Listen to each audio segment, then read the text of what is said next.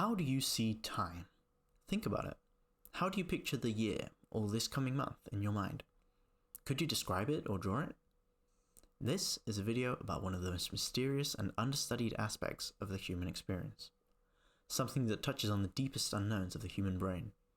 I guarantee, after this video, you will never think of time the same way again. Welcome to the wild world of calendar synesthesia. Around New Year's Eve, you see a lot of calendars popping up in stores. National parks, inspirational quotes, aviation marvels of the 20th century.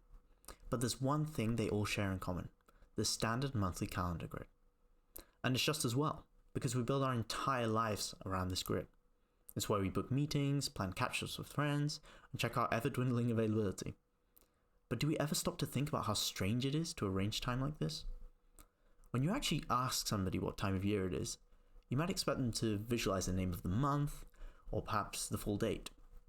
But researchers are beginning to find that the reality is far stranger than this. How do you think of time? Close your eyes for a second and picture the entire year. Don't overthink it, just notice. Does it run left to right like a timeline? Is it a circle? Does it rise upwards like a staircase? If you had to draw it right now, where would you put January? Where would you put December?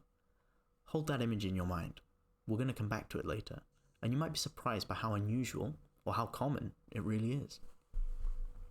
Most people think that they experience time as numbers or a list. It's certainly how we label and arrange our dates: January, February, March, logical and linear. But time is invisible and abstract, and when the human brain is faced with this combination, it cheats. Quietly, without permission, your brain constructs a visual representation that turns time into a shape suspended in space. And, for a surprisingly large number of people, that shape is a circle. In cognitive neuroscience, this kind of experience is called time-space synesthesia, or calendar synesthesia. It's part of a broader family of synesthesias where one type of information, like numbers, sounds, or time, automatically triggers another experience, like color or spatial layout.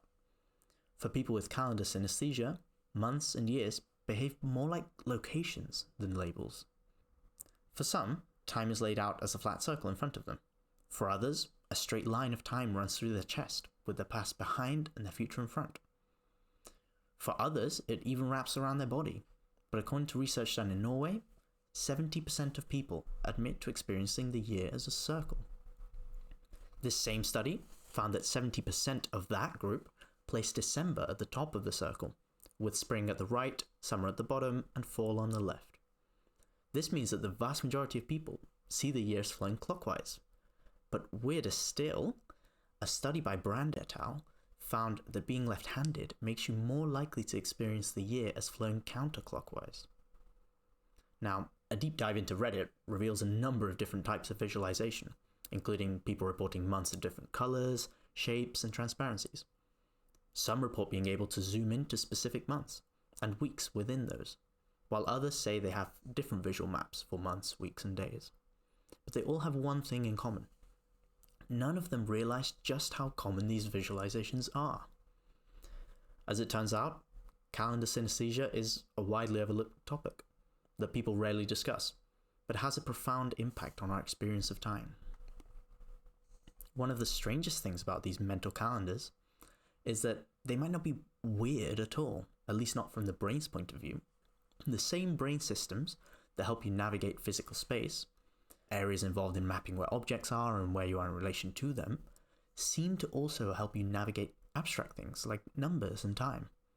In other words, when you think about moving from March to April, your brain may quietly be reusing the machinery it normally uses to walk from your kitchen to your bedroom. Now, you may be wondering, why does any of this matter? After this video, your Outlook calendar will still look the same, and it's not like anyone else can peer directly through your mind's eye. But scientists are beginning to discover that the way that you think about time may change the way that you experience it. Whether this affects things like anxiety, trauma, and expectation is still being investigated. But early work suggests that these internal time maps might matter more than we think.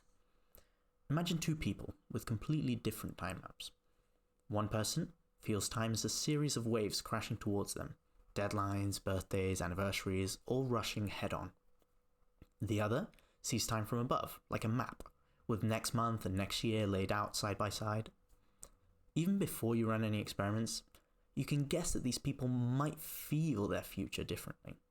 For the first person, the next big event might feel like something bearing down on them, while for the second, it might feel like a waypoint in a larger landscape. Remember that image of the year you called up at the start of the video? How would your daily life feel if that shape were completely different?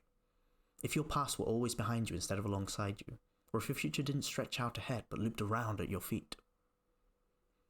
Perhaps in the future, we'll better understand the impact that this unusual form of synesthesia has on our daily lives, and maybe, just maybe, we'll learn how to harness its power to deliberately shape our lived experience.